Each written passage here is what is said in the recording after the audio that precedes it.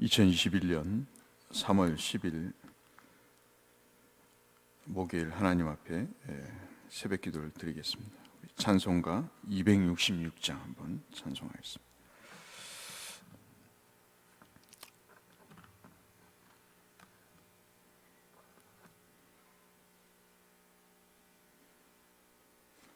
(266장) 주의 피로 이룬 샘물. 찬송가 266장 함께 찬송하겠습니다.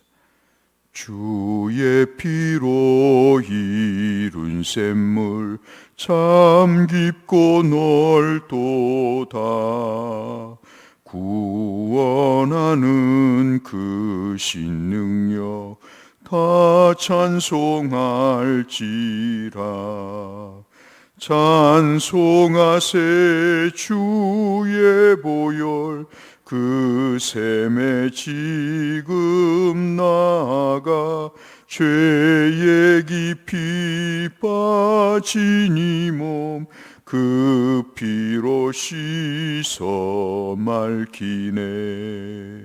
죄악 세상 이김으로 거룩한 길 가는 나의 마음 성전 삼고 주께서 계시네.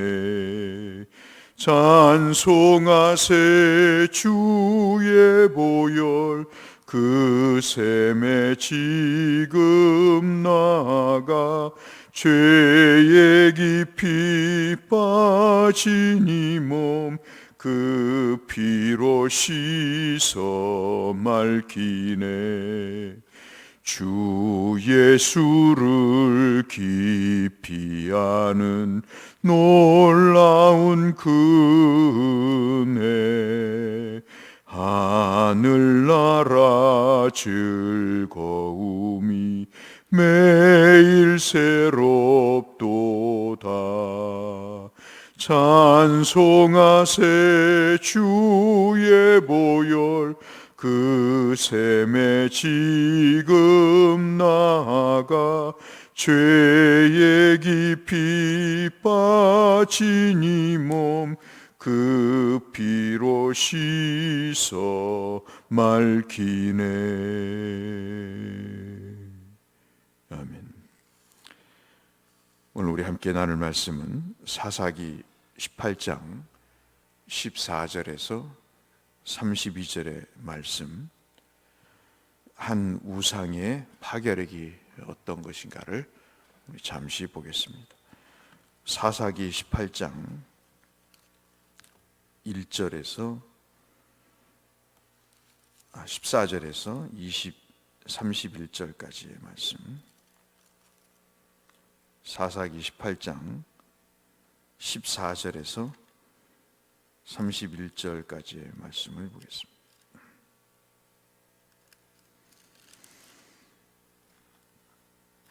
제가 봉독해 드리겠습니다. 전에 라이스 땅을 정탐하러 갔던 5사람이 그 형제들에게 말하여 이르되, 이 집에 에봇과 드라빔과 새긴 신상과 부어 만든 신상이 있는 줄을 너희가 아느냐?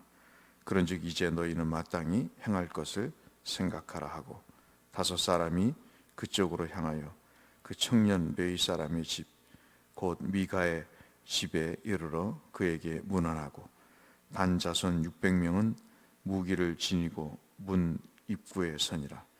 그 땅을 정탐하러 갔던 5사람이 그리로 들어가서 새긴 신상과 에봇과 드라빔과 부어 만든 신상을 가져갈 때 그 제사장은 무기를 지닌 600명과 함께 문 입구에 섰더니, 그 5사람이 미가의 집에 들어가서 그 새긴 신상과 에봇과 드라빔과 부어 만든 신상을 가지고 나오매 그 제사장이 그들에게 묻되, 너희가 무엇을 하느냐 하니, 그들이 그에게 이르되, 잠잠하라. 내 손을 입에 대라. 우리와 함께 가서 우리의 아버지와 제사장이 되라. 내가 한 사람의 집에 제사장이 되는 것과 이스라엘 한 지파 한 족속의 제사장이 되는 것 중 어디에서 어느 것이 낫겠느냐 하는지라. 그 제사장이 마음에 기뻐하며 에봇과 드라빔과 새긴 우상을 받아가시고 그 백성 가운데로 들어가니라. 그들이 돌이켜서 어린아이들과 가축과 값진 물건들을 앞세우고 길을 떠나더라. 그들이 미카의 집을 멀리 떠난 때 미카의 이웃집 사람들이 모여서 단 지파를 따라 붙어서 단 자손을 부르는지라. 그들이 얼굴을 돌려 미카에게 이르되 내가 무슨 일로 이같이 모아 가지고 왔느냐 하니, 미카가 이르되 내가 만든 신들과 제사장들을 빼앗아 갔으니 이제 내게 오히려 남은 것이 무엇이냐. 너희가 어찌하여 나더러 무슨 일이냐고 하느냐 하는지라. 단집 자손이 그에게 이르되 내 목소리를 우리에게 들리게 하지 말라. 노한 자들이 너희를 쳐서 내 생명과 내 가족의 생명을 잃게 할까 하노라 하고 단 자손이 자기 길을 간지라. 단 자손이 자기 길을 간지라. 미가가 단 자손이 자기보다 강한 것을 보고 돌이켜 집으로 돌아갔더라. 단 자손이 미가가 만든 것과 그 제사장을 취하여 라이스에서 이르러 한가하고 걱정 없이 사는 백성을 만나 칼날로 그들을 치며 그 성읍을 불사르되 그들을 구원할 자가 없었으니 그 성읍이 베드로를 가까운 골짜기에 있어서 시돈과 거리가 멀고 상종하는 사람도 없었음이더라. 단 자손이 성읍을 세우고 거기 거주하면서 이스라엘에서 태어난 그들의 조상 단의 이름을 따라 그 성읍을 단이라 하니라. 그 성읍의 본 이름은 라이스였더라. 30절 31절 같이 읽겠습니다. 단 자손이 자기들을 위하여 그 새긴 신상을 세우고 모세의 손자요 게르솜의 아들인 요나단과 그의 자손은 단 지파의 제사장이 되어 그 땅 백성이 사로잡히는 날까지 이르렀더라. 하나님의 집이 실로에 있을 동안에 미가가 만든 바 새긴 신상이 단 자손에 있었더라. 아멘. 좀 설명이 필요한 긴 말씀이라서 좀 혼란이 있으실 수도 있겠는데요. 이렇게 한번 이 말씀을 접근해 봤으면 좋겠습니다. 손흥민을 어느 정도는 알고 계시죠? 축구를 잘하고 유럽에서 골을 많이 넣어서 아시아인으로 최고의 주가를 올리고 있는 선수입니다. 빠른 스피드가 있습니다. 골을 넣는데 가장 중요한 그런 조건 중에 하나죠. 그리고 뛰어난 공감 능력이 있습니다. 공간을 파고들어서 공이 이쪽으로 올 것이다 예상을 하고 또 이쪽으로 보내주면 내가 골을 넣을 수 있다고 하는 그런 공간 능력이 있어서 골을 많이 넣는 것으로 정평이 나 있습니다.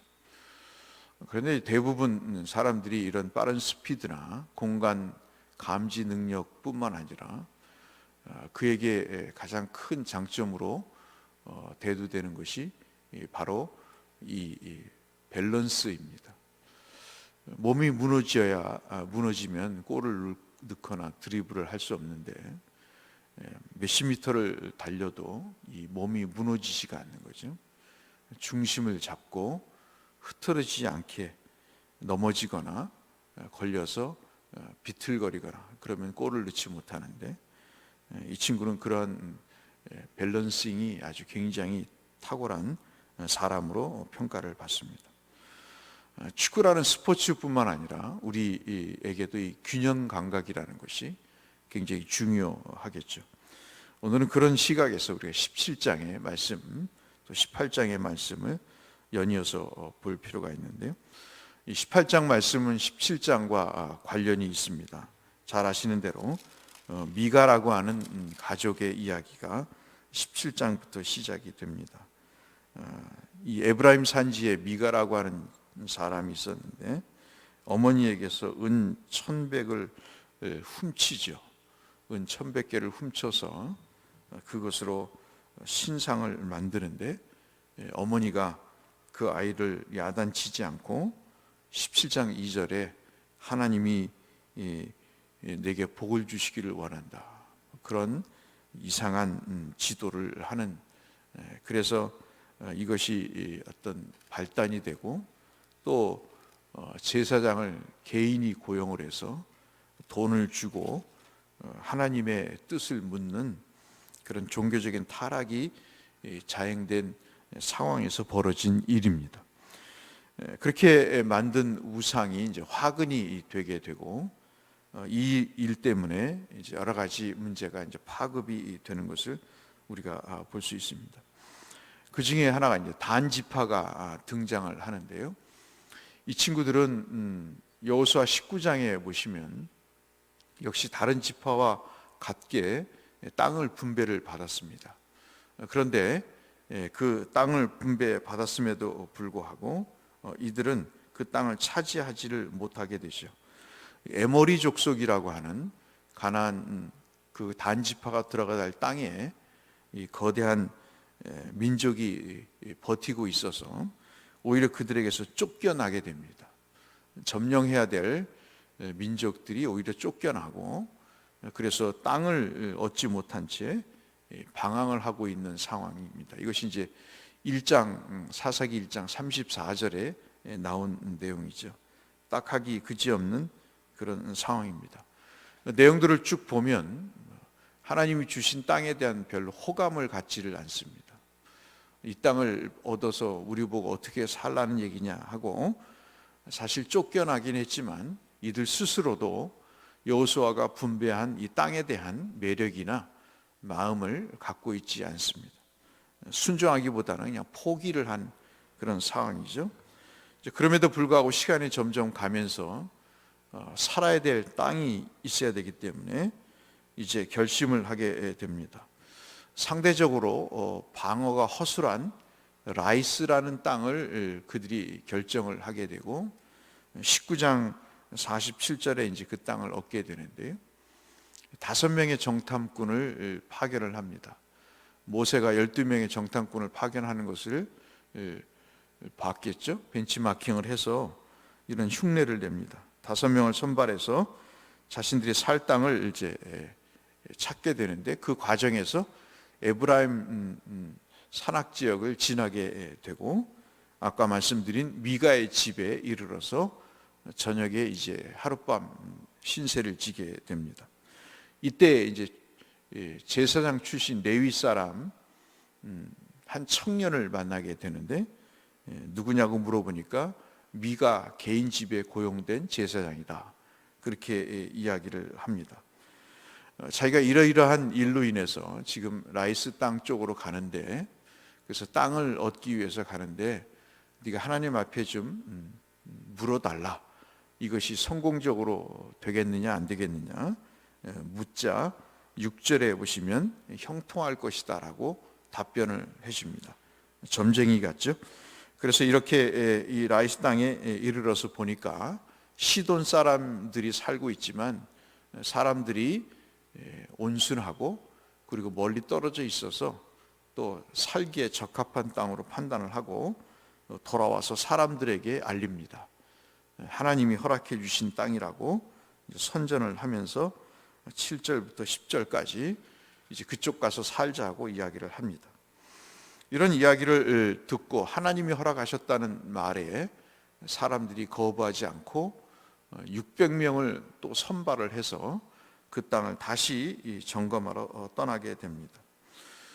이 5명 정탐꾼과 함께 이제 역시 길을 떠나서 그들이 유숙했던 에브라임 산지의 미가의 집에 이르러 보니까 제사장도 있고 에봇과 드라빔도 있고 그리고 또 은으로 부어 만든 신상까지 있는 걸 봐서 참으로 용하기 그지없다라고 판단을 하고 그것을 빼앗습니다. 그리고 제사장에게, 그 청년에게 제안을 하죠. 네가 개인의 집에 고용된 제사장으로 월급을 얼마나 받겠냐, 돈을 얼마나 받겠냐, 이 단지파 한 지파에 소속된 제사장으로 가면 돈을 대우를 많이 해줄 텐데 갈 의향이 없느냐, 그렇게 물어보자 우리가 읽으신 대로 20절에 보면 기뻐하면서 대우를 더 해주겠다는 말에 솔깃해서 그 제안을 받아들입니다. 강제로 자신의 에봇과 드라빔을 그리고 은으로 부어 만든 신상을 빼앗는 것에 대해서 너희들이 무엇을 하느냐고 항의하다가 월급을 더 주겠다는 말에 이 사람은 흰 이를 드러내면서 그 사람들을 따라가게 됩니다. 좌우간 그 600명의 용사들은 라이스 땅을 점령하게 되고 거기에서 사는 사람들을 다 죽이고 자기들이 그 땅을 차지하면서 29절에 보면 그 땅의 지명을 바꿉니다. 자기의 지파의 이름처럼 단이라고 바꿉니다. 후에 왕국 시대에 이 단은 금송아지가 세워지고 여로보암이 하나님 앞에 우상을 섬기는 가장 중심적인 상징적인 그런 지역으로 변모하죠. 결코 이들은 역대상 2장에 보시면 하나님의 그 거룩한 백성의 명단에서 빠집니다.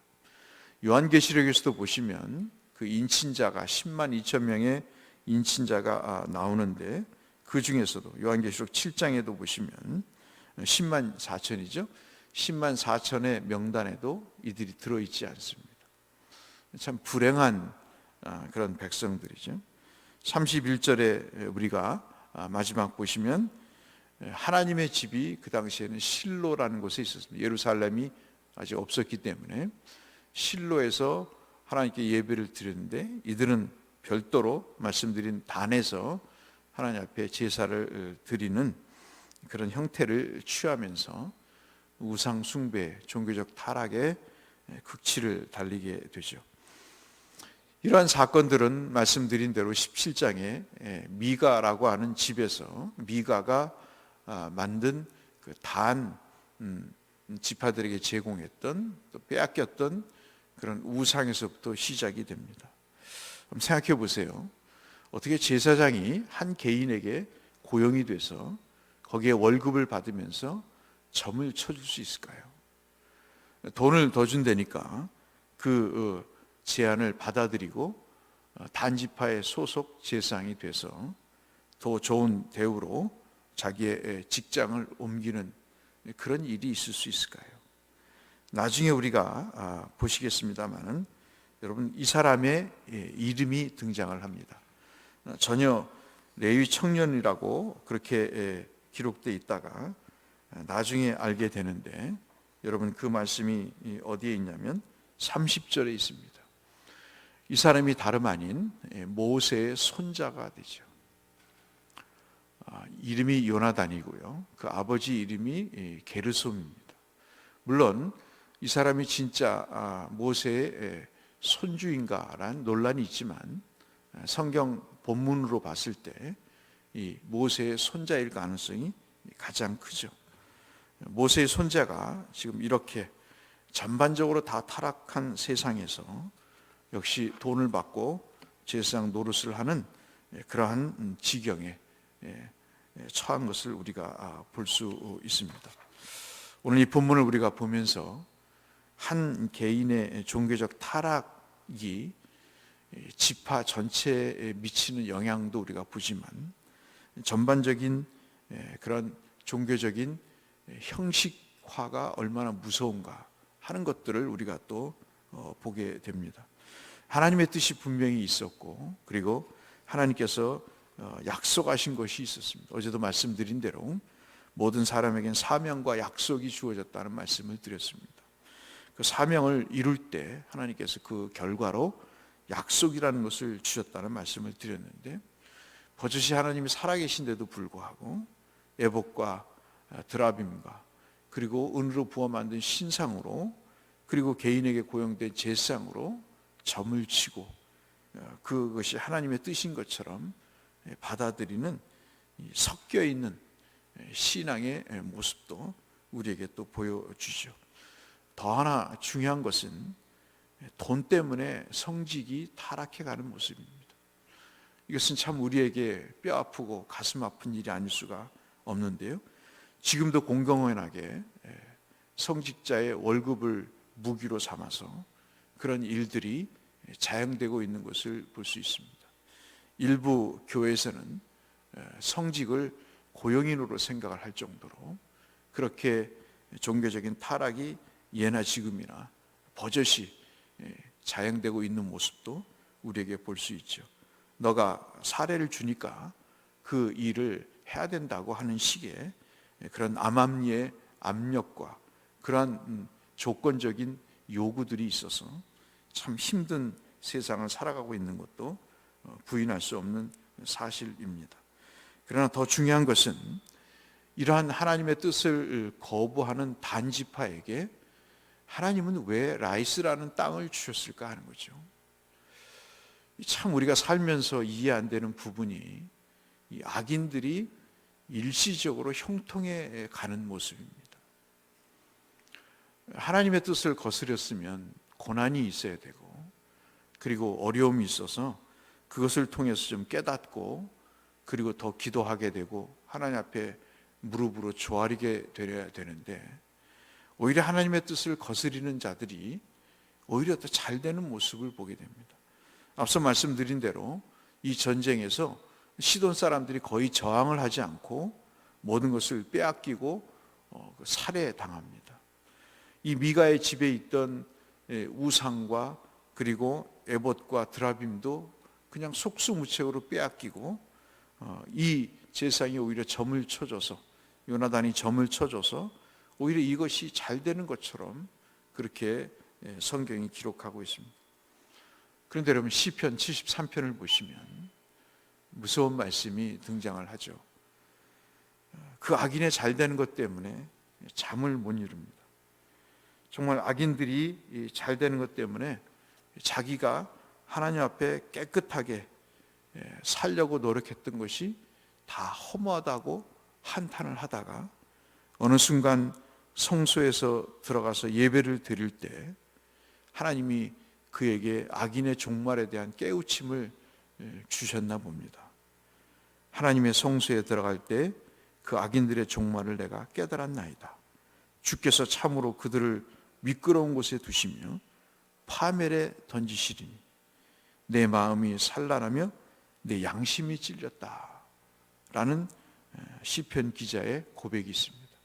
내가 괜히 하나님 앞에 불평을 하고 이 불합리한 세상에서 신앙의 균형을 잃은 자들이 잘 되는 모습에 한탄하고 내가 예수를 헛믿었다고 하는 불평을 한 것에 대해서 자신의 양심이 찔렸다고 이야기를 하면서 내가 이같이 우매무지함으로 주 앞에 짐승 같사오나 내가 항상 주와 함께 하시니 주께서 내 오른손을 붙드셨다고 이야기를 합니다.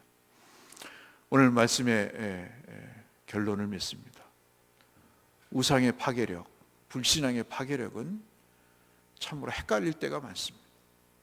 그것이 옳은 것인지 그것이 참 세대인지 세상이 다 그러니 그렇게 거기에 동조하라고 하는 강한 요구가 우리에게 있을 수 있습니다. 그래서 우리는 손흥민 말씀을 드린 것처럼 우리의 균형 감각을 잃어버릴 수가 있습니다. 그래서 하나님을 마치 신의 한 부분인 것처럼 점치듯 신앙생활을 할 수 있습니다. 힘들 때 어려울 때는 주를 찾고 그렇지 않을 때는 포기해버리는 참으로 필요할 때만 주를 원하는 그런 상황에서 우리가 살 때가 없지 않아 있습니다. 또 세상은 그렇게 요구를 합니다. 자기의 편리대로 신앙생활을 하는 것이 마치 쿨한 것처럼 현대적인 개념처럼 생각을 합니다. 그러나 예나 지금이나 하나님이 변하신 것 아니시잖아요. 하나님이 트렌드에 맞게 탈바꿈하시는 것 아니지 않습니까?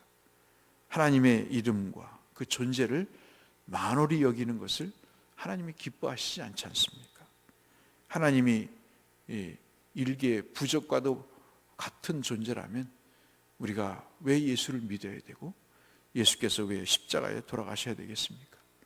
앞으로 이러한 종교적 혼합주의나 편의주의 이런 타락들이 더 심해질 것입니다. 돈으로 성직을 휘두르고 그리고 성직자는 돈 때문에 자신의 양심을 팔 날이 더 올 것입니다. 신앙의 일반 성도든 성직자든 모두가 다 이런 타락 세상에서 오늘 사사기 18장은 우리에게 말씀을 하죠. 힘들고 어렵더라도 하나님을 붙잡고, 더 힘들고 어려울수록 하나님께 무릎을 꿇고 기도하며, 헷갈리고 참으로 무엇이 옳은가를 모를 때 오히려 더 하나님께 지혜를 구하는, 그것이 우리에게 가장 중요한 일이 아닌가 하는 메시지를 들려주고 계십니다. 오늘 우리에게 가장 필요한 것은 균형 감각입니다. 손흥민에게 주셨던 그런 큰 은사처럼 우리에게도 믿음의 균형 감각을 주셔서 이 어지러운 세상에서 우리의 신앙이 무너지지 않게 해달라고 이 아침 기도하시는 저와 여러분이 되시기를 주의 이름으로 축원합니다. 거룩하신 아버지 하나님, 세상을 살면서 잠시 넘어질 때가 있습니다. 지혜가 없어서 하나님 무너질 때도 있습니다. 오늘 기도합니다. 우리에게 신앙이 있어서 균형 감각이 얼마나 중요한지 주님 우리들을 살펴주시고, 수입이 적으면 덜 먹게 하시고 많으면 감사하게 하시고, 주신 이도 여호와시니 취하신 이도 여호와시라고 우리가 주님 앞에 양심껏 고백하며 우리의 삶을 팔지 않고 하나님 앞에 정직하게 온전하게 살아갈 수 있는 저희 모두가 될 수 있도록 우리의 신앙의 균형 감각을 세워 주옵소서.